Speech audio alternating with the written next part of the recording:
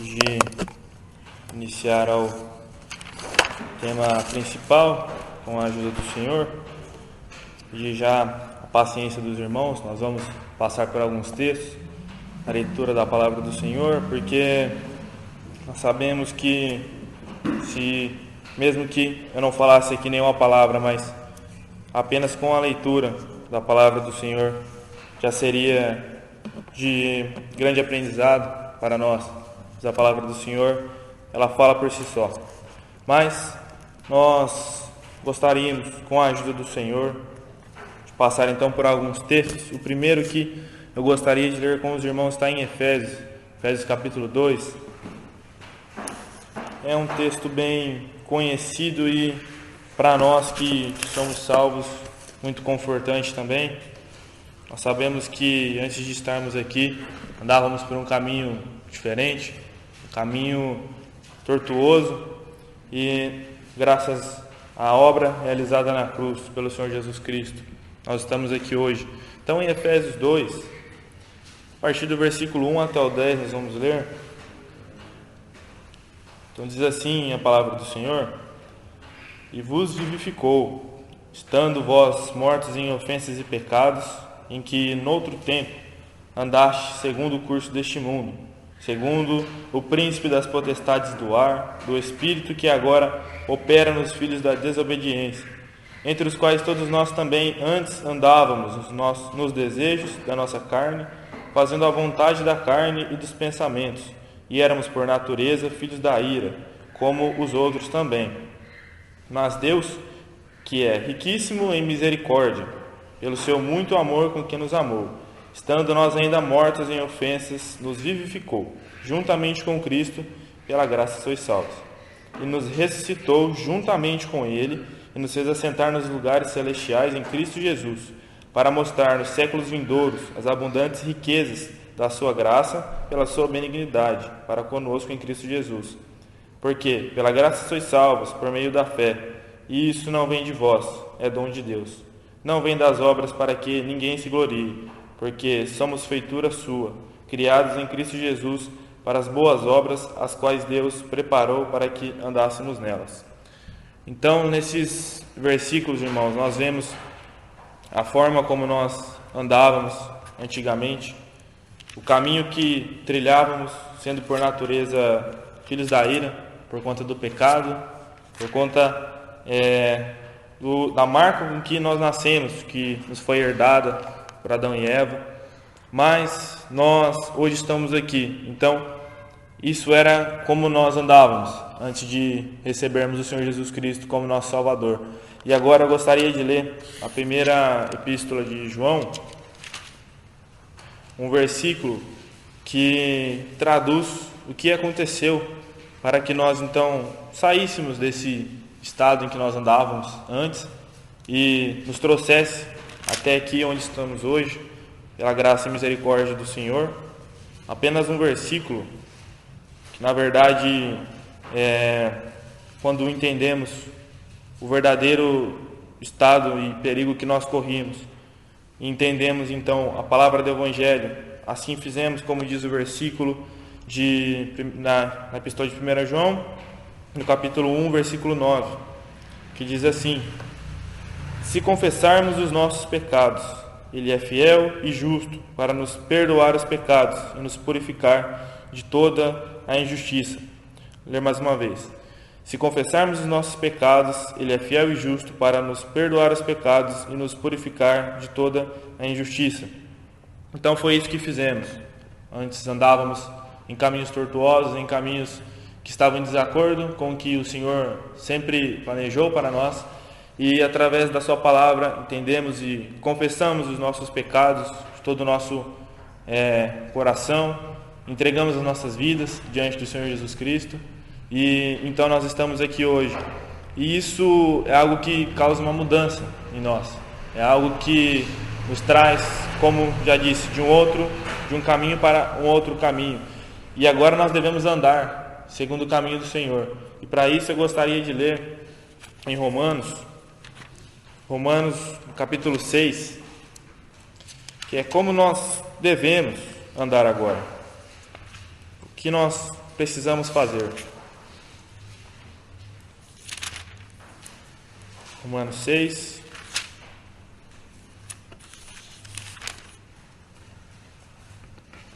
Então estávamos no pecado, agora somos salvos. E então diz o versículo 1 do capítulo 6 de Romanos. Então, que diremos, pois? Permaneceremos no pecado para que a graça abunde? De modo nenhum. Nós que estamos mortos para o pecado, como viveremos ainda nele? E agora, versículos 6 e 7 do mesmo capítulo. Sabendo isso, que o nosso homem velho foi com ele crucificado, para que o corpo do pecado seja desfeito, para que não sirvamos mais ao pecado, porque aquele que está morto está justificado do pecado. Então, nós não devemos mais andar conforme andávamos antes. Não devemos mais permanecer no pecado, porque isso não faz mais parte da nossa vida. Pelo menos não deve fazer, é assim que diz a palavra. Nós sabemos que temos nossos tropeços, nossos erros, mas essa não é a vontade do Senhor para nós. Nós devemos então agora andar em novidade de vida. E então isso talvez possa ser traduzido em cumprirmos a vontade do Senhor. Então é nesse ponto que eu gostaria de chegar com os irmãos. Para isso eu vou ler mais um versículo em Tiago, apenas um versículo, para traduzir então o que diz tudo isso. Então partimos para os exemplos. Trouxe 3 exemplos para que nós possamos pensar em relação aos novos, vamos dizer assim, hábitos de um crente, que nós devemos fazer em nossas vidas, para que sejamos diferentes. Em Tiago, capítulo 1, versículo 22, diz assim: sede cumpridores da palavra, e não somente ouvintes, enganando-vos a vós mesmos. Vou ler mais uma vez. E sede cumpridores da palavra, e não somente ouvintes, enganando-vos a vós mesmos. Então, aqui que eu queria chegar com os irmãos. Nós agora precisamos ser cumpridores da palavra do Senhor. Nós não devemos mais deixar que o pecado tome o lugar da nossa vida, no nosso andar, e agora precisamos ser cumpridores da palavra do Senhor. Nós sabemos que na palavra dele há vários exemplos tão preciosos para nós que, se fôssemos contar um por um aqui, passaremos muitos e muitos, podemos dizer muitos anos aqui, mas gostaria de pensar com os irmãos em 3 exemplos de atitudes, servos do Senhor, que para nós é de grande importância. Vamos começar com Abraão, em Gênesis, no capítulo 22.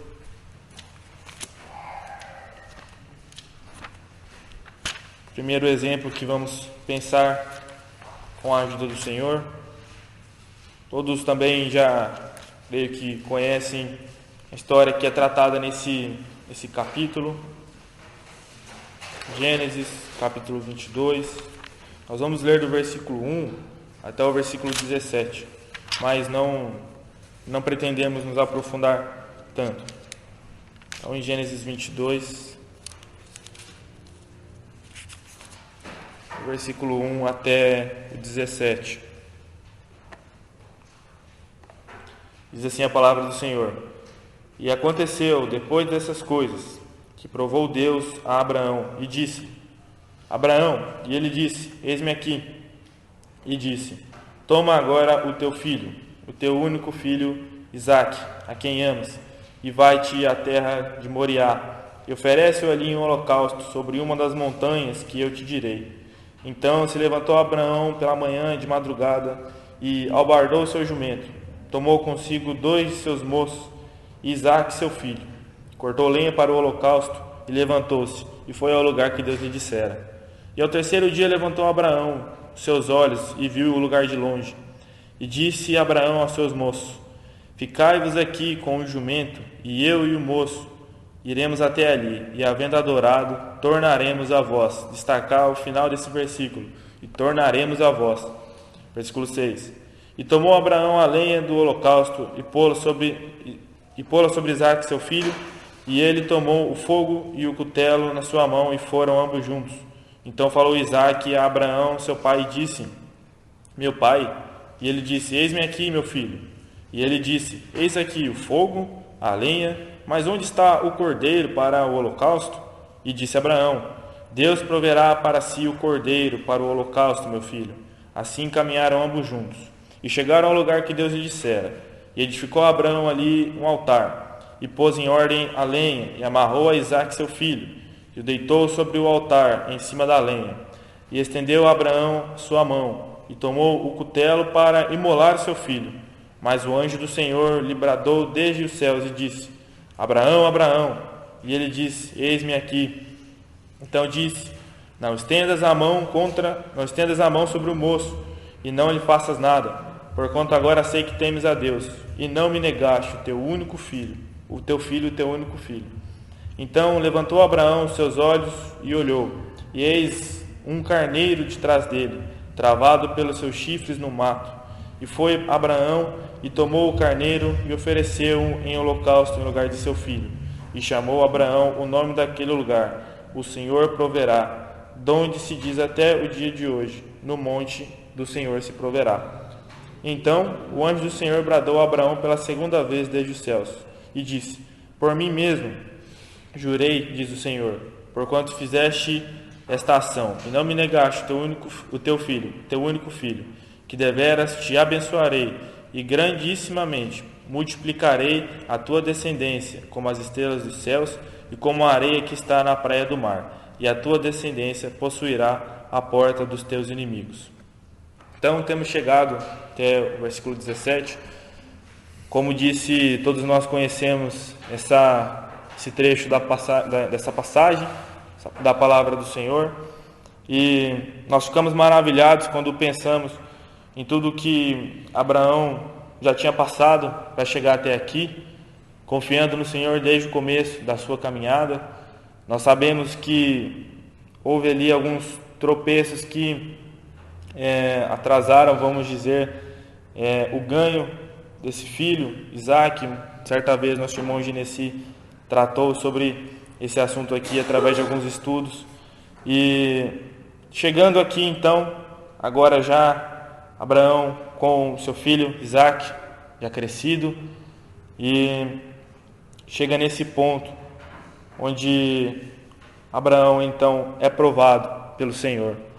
Nós, quando observamos aqui, irmãos, nos versículos 5 e o versículo 8, quando é demonstrada claramente a confiança de Abraão e a fé, mesmo nessa tamanha dificuldade, preocupação, podemos imaginar a cabeça, o que se passava na mente de Abraão, mas em nenhum momento ele deixou transparecer o seu medo, o seu temor, mas pelo contrário, ele mostrou a sua fé, a sua confiança no Senhor Deus. E quando nós olhamos para isso, nós vemos que Abraão ele atende prontamente o pedido do Senhor. Ele não questiona, ele não começa a se perguntar por quê, depois de tanto tempo, o filho da promessa. Então agora o Senhor pede que ele ofereça em holocausto. Nós sabemos que aqui está um dos nossos grandes erros, em tentar buscar explicações para o que acontece conosco em nossa vida, em algumas situações que nós não entendemos e buscamos resposta, buscamos entender o porquê está acontecendo isso, clamamos ao Senhor e muitas vezes nós não enxergamos a resposta, não entendemos o que está acontecendo. Nós vamos lembrar que, trazendo para os nossos dias, o quanto a ciência busca explicar os acontecimentos que estão relacionados à Bíblia, o quanto que a ciência busca trazer tudo para o lado da racionalidade, trazer tudo para o lado da mente do ser humano, tentar explicar tudo. Mas a verdade é que a palavra do Senhor ela não é para ser explicada em alguns aspectos. Há coisas que nós só conseguimos compreender e conseguimos aceitar através da fé. Quando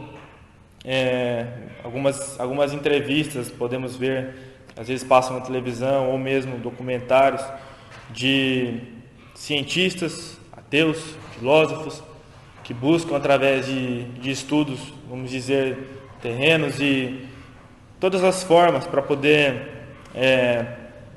tirar todo o foco da palavra do Senhor, todo o foco da Bíblia, explicando que não faz sentido, isso e aquilo, isso não existe. Quando tratado sobre o arrebatamento, quando tratado sobre os acontecimentos futuros, as coisas que vão acontecer, tanto para nós os salvos, quanto para os que serão deixados por serem incrédulos, não há, mas a verdade é que nunca conseguem chegar num consenso, e nunca vão conseguir, porque a palavra do Senhor e as vontades do Senhor para nós só conseguimos compreender através da fé. Creio que, óbvio que há muitos outros exemplos, mas Abraão é muito precioso para nós neste exemplo. No versículo 5, dizendo que quando os seus moços perguntaram, diz o versículo 5, disse Abraão a seus moços, ficai-vos aqui com o jumento, eu e o moço iremos até ali, e havendo adorado, tornaremos a vós. E no versículo 8, e disse Abraão, Deus proverá para si o cordeiro, para o holocausto, meu filho. E assim caminharam ambos juntos. A certeza e a confiança que Abraão tinha de que ele retornaria com seu filho, mesmo não tendo saída a princípio, mesmo não tendo explicação. Mas Abraão, acima de tudo, ele confiou no Senhor. E podemos pensar o que nós teríamos feito no lugar de Abraão. Será que nós teríamos questionado ao Senhor? Será que nós teríamos obedecido à vontade do Senhor? Mas a verdade é que Abraão, por confiar, nós vemos no versículo 17, foi justificado, né? Que deveras te abençoarei e grandissimamente multiplicarei a tua descendência, como as estrelas dos céus e como a areia que está na praia do mar, e a tua descendência possuirá a porta dos teus inimigos. Nós vemos quão precioso é para nós esse exemplo de Abraão, de fé e de confiança na palavra do Senhor. E é isso que nós precisamos buscar no nosso dia a dia, buscar estes exemplos, cumprindo a vontade do Senhor. Nós, enquanto estamos aqui, nós estamos sujeitos a todo tipo de coisa. E por sermos servos do Senhor, estamos sujeitos a situações, a circunstâncias em que será exigido de nós um testemunho. E para isso, agora gostaria de ler com os irmãos o livro de Daniel. Daniel, capítulo 1. Então temos visto brevemente sobre fé e a confiança de Abraão, cumprindo a vontade do Senhor, pensando, será que estamos cumprindo com a palavra do Senhor na confiança, na fé que devemos ter? E falo por mim também, mas agora tratando sobre o testemunho que os salvos devem ter aqui nessa terra. Nós vamos ler em Daniel, capítulo 1, a partir do versículo 8. Na verdade, podemos ler também o versículo 7. Então, Daniel, capítulo 1, versículo 7. E o chefe dos eunucos lhes pôs outros nomes, a saber, a Daniel pôs o de Beltesazar, e a Ananias o de Sadraque, e a Misael o de Mesaque, e a Azarias o de Abednego. E Daniel propôs no seu coração não se contaminar com a porção das iguarias do rei, nem com o vinho que ele bebia. Portanto, pediu ao chefe dos eunucos que lhe permitisse não se contaminar. Ora, Deus fez com que Daniel achasse graça e misericórdia diante do chefe dos eunucos. E disse o chefe dos eunucos a Daniel: tenho medo do meu senhor, o rei, que determinou a vossa comida e a vossa bebida. Pois, por que veria ele os vossos rostos mais tristes do que os dos outros jovens da vossa idade? Assim, porias em perigo a minha cabeça para com o rei. Então disse Daniel ao dispenseiro, a quem o chefe dos eunucos havia constituído sobre Daniel, Ananias, Misael e Azarias: experimenta, peço-te, os teus servos 10 dias, e que se nos deem legumes a comer e água a beber. Então se examine diante de ti a nossa aparência e a aparência dos jovens que comem a porção das iguarias do rei, e, conforme vires, procederás para com os teus servos. E ele consentiu isso, e os experimentou 10 dias. E ao fim dos 10 dias apareceram os seus semblantes melhores, e eles estavam mais gordos de carne do que todos os jovens que comiam as iguarias do rei. Assim, o dispenseiro tirou-lhes a porção das iguarias e o vinho que deviam beber, e lhes dava legumes. Então, aqui nós vemos esse exemplo, Daniel e esses jovens, que ali naquele local, rodeados de luxo, palácio, e aqui o rei oferecendo as iguarias, né, para que, vamos dizer, também se contaminassem, podemos pensar assim. Quando nós pensamos em nós aqui neste mundo, também estamos rodeados de iguarias que este mundo oferece, de oportunidades para se contaminar com as coisas deste mundo, as coisas passageiras, as coisas que vão tomar o nosso lugar, o nosso tempo e a nossa dedicação das coisas do Senhor. Mas quando olhamos para esses exemplos, esses jovens aqui, ali no palácio, não aceitando se contaminar com as iguarias que o rei lhes oferecia, e chegando no final, estando ainda mais, vamos dizer, seus rostos mais reluzentes do que os demais, mais vivos, nós vemos o quão é importante o nosso testemunho aqui nessa terra, o quão é importante nós não nos contaminarmos com as coisas que esse mundo nos oferece. Nós sabemos que é difícil, em algumas situações, nós fugirmos, nos recusarmos. Nós sabemos que precisamos estar firmes para que nós possamos dar o nosso testemunho firme, para que todos aqueles que estão à nossa volta possam enxergar a diferença que existe entre nós. Quantas vezes é tão difícil falar em algumas situações. Nós vemos ali uma oportunidade de falar do Senhor, de falar do amor do Senhor Jesus Cristo, das verdades da palavra, mas quantas vezes é difícil e nós nos acovardamos e não conseguimos nos expressar. Mas nós também podemos pensar que apenas com nossas atitudes nós podemos pregar para que essas pessoas possam enxergar essa diferença em nós, no nosso serviço, com a nossa família, com os amigos.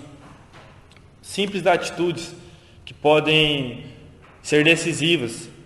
Quantas almas nós poderíamos ganhar se mantivéssemos o nosso testemunho firme todas as vezes em que nós fôssemos ali, vamos dizer, solicitados.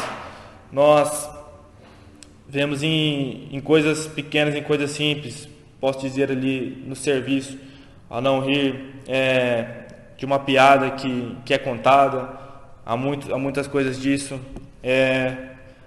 Os jovens que frequentam as escolas, aos convites, as coisas que surgem, tanto também no serviço. E o quão precioso é quando, através do Senhor, nós conseguimos resistir, nós conseguimos dar o nosso testemunho, não nos contaminando com aquilo que nos oferecem, mas sendo separados pela palavra do Senhor. Nós sabemos que não concordar com algumas atitudes, ao mesmo não ficando calados dependendo da situação, mostrando ali a nossa indignação dependendo da situação. Nós sabemos que são coisas simples atitudes que podem ali servir futuramente para que essas pessoas possam enxergar em nós a diferença, assim como foi aqui com Daniel, como diz o versículo 15: e ao fim dos 10 dias apareceram os seus semblantes melhores, e eles estavam mais gordos de carne do que todos os jovens que comiam das iguarias do rei. Eu gostaria de ler em Mateus, no Evangelho de Mateus, no capítulo 5, no versículo 14, para poder exemplificar também esse dever nosso de agir de acordo com a palavra do Senhor, dando o testemunho devido aqui neste mundo. Em Mateus capítulo 5, no versículo 14. Diz assim: E vós sois a luz do mundo. Não se pode esconder uma cidade edificada sobre um monte, nem se acende a candeia e se coloca debaixo do alqueire, mas no velador, e dá a luz a todos os que estão na casa. Dá um destaque para o versículo 16. Assim resplandeça a vossa luz diante dos homens, para que vejam as vossas boas obras e glorifiquem a vosso Pai que está nos céus. O quão importante é, irmãos, nos mantermos firmes, dando o testemunho devido. Nós, quantos irmãos, quantos servos do Senhor morreram por conta do testemunho? Quantos, não só antigamente, mas atualmente, em locais onde é proibida a pregação, a palavra do Senhor? Quantos ali, independente da situação, se mantêm firmes, dando o testemunho, independente das consequências que possam surgir para eles? E isso deve nos encorajar. Nós, dependendo da situação espiritual nossa, muitas vezes estamos enfraquecidos, estamos desligados, nós estamos preparados e deixamos passar. Mas que o Senhor, na sua misericórdia, possa nos ajudar para que nós mantenhamos firme esse nosso testemunho aqui na terra. E para encerrar, irmãos, gostaria de ler Salmos.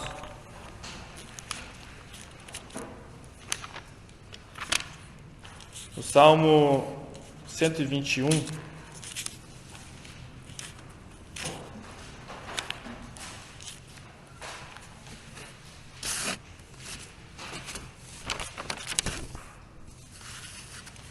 Salmo de número 121.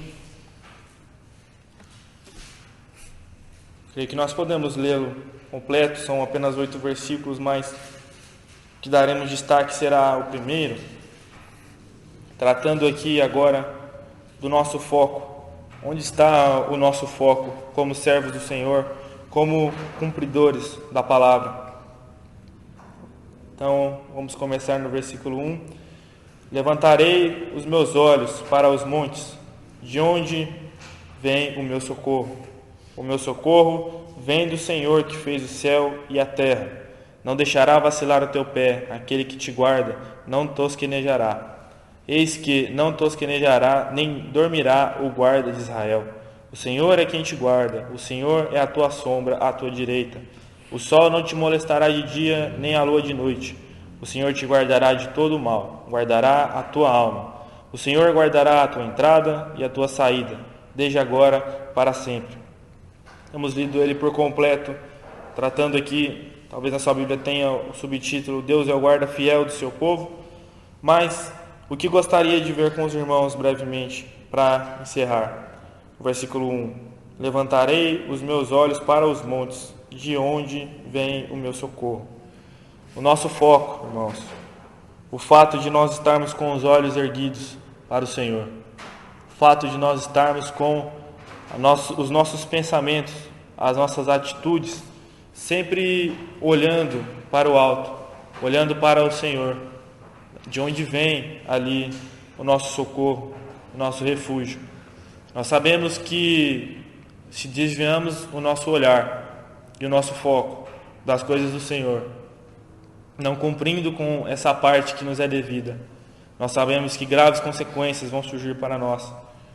O Senhor, Ele nos adverte a estarmos tirando os olhos de tudo que pode fazer com que nós pequemos, e sim olhando para o alto, olhando para o Senhor. Para isso, gostaria de ler apenas mais um exemplo, em mais um texto, que está em 2 Samuel. Os irmãos também já conhecem, já tratamos aqui diversas vezes. Em 2 Samuel, o que acontece quando tiramos os olhos do Senhor, quando desviamos o nosso foco e estamos despreparados. 2 Samuel, capítulo 11.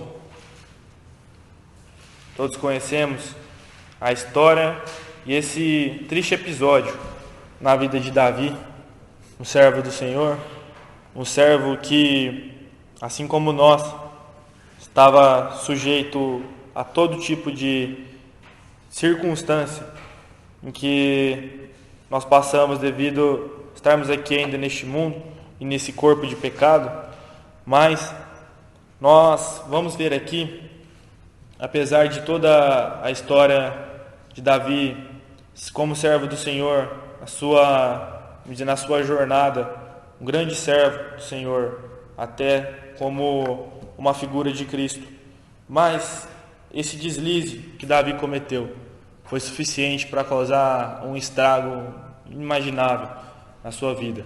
Nós vamos ler aqui apenas os 4 primeiros versículos do capítulo 11 de 2 Samuel.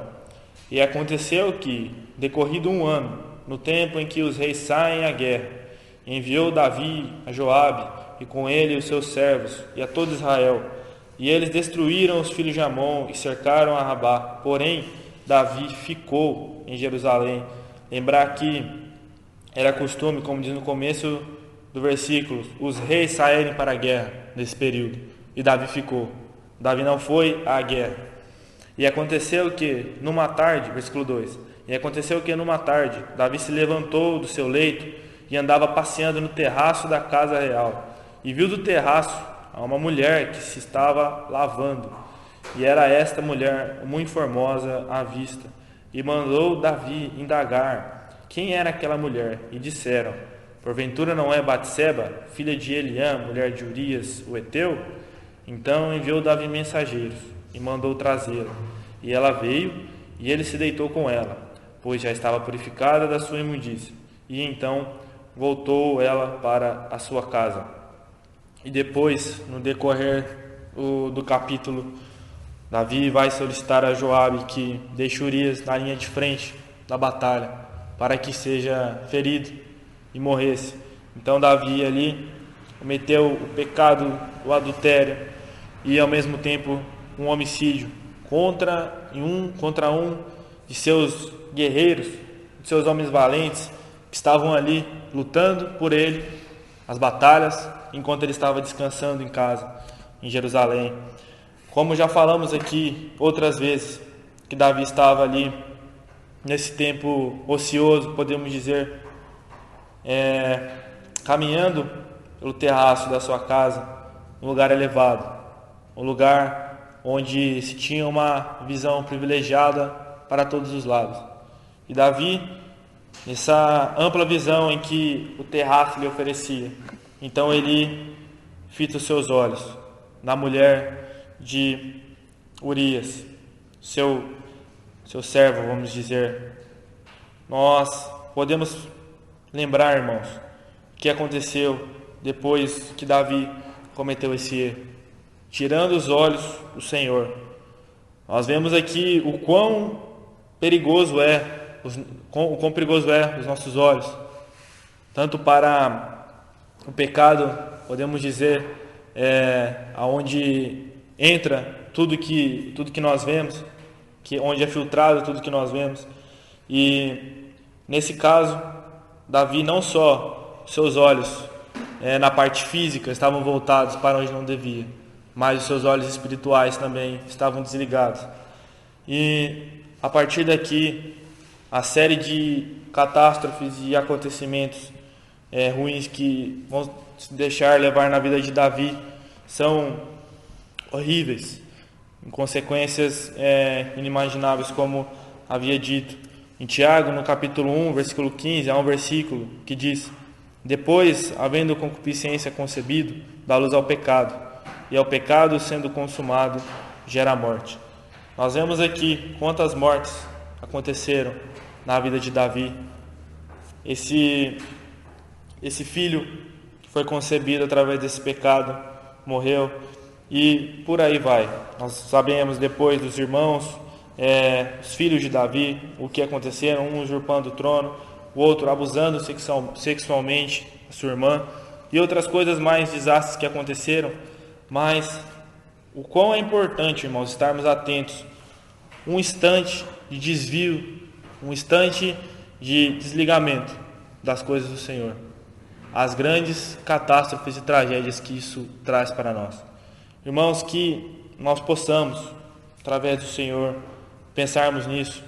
O fato de já estarmos separados para o Senhor, não vivermos mais pelas nossas vontades, pelos nossos desejos, que possamos ser cumpridores da palavra do Senhor, através da fé, do testemunho, também o nosso olhar, o nosso foco, que possamos cumprir com a vontade do Senhor, nesses e em todos os demais que nós sabemos, que são muitos os nossos deveres, mas devemos sempre lembrar de fazer isso não como uma obrigação, não como um fardo, pois o fardo que nós carregávamos do pecado, ele já foi tirado para que nós pudéssemos caminhar de uma forma correta, mas que nós possamos fazer isso, irmãos, com alegria, servir ao Senhor com alegria, independente da situação, por mais difícil que ela pareça. Que o Senhor mesmo possa nos ajudar, nos dar a capacidade de compreender a sua palavra. Amém.